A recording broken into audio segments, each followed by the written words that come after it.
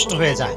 আমি মনে করি পৃথিবীতে সবচাইতে সুন্দর সম্পর্কের নাম হচ্ছে স্বামী স্ত্রীর সম্পর্কের কারণ এখানে কোনো ইগো থাকে না।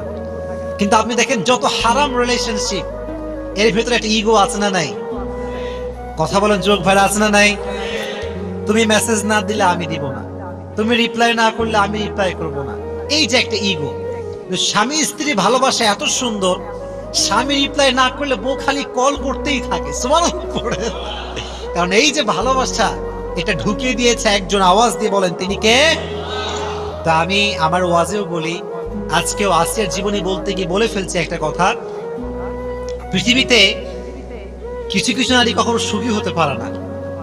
তার ভিতর থেকে এক নাম্বার নারী হচ্ছে সেই নারী যে নারীর ভিতরে ইগো আছে, সে কখনো সুখী হতে পারে না। কারণ ইগো যার আছে তার কপালে ভালো কোনো ছেলে জুটে না। কারণ ভালো ছেলেরা কখনো ইগোওয়ালা মেয়েকে পছন্দ করে না, ভালো ছেলেরা সবসময় বিনয়ী মেয়েকে পছন্দ করে। বলেন তো নবীজির সর্বপ্রথম স্ত্রীর নাম কি ছিল? মাশাআল্লাহ, বলেন নাম কি ছিল?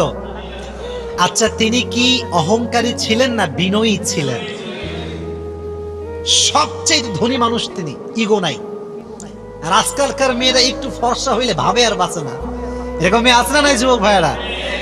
তো মেয়েদেরকে আমি হার্ট করছি না, আঘাত করছি না। এই বন্ধুকে বলছি, বোনেরা আমার, জীবনে সুখী হতে চাইলে ইগো রাখা যাবে না, এক নাম্বার। দুই নাম্বার আরেকটা বিষয় বলেই ফেলি, নারীরা যদি সুখী হতে চায় অভিযোগ করা যাবে না।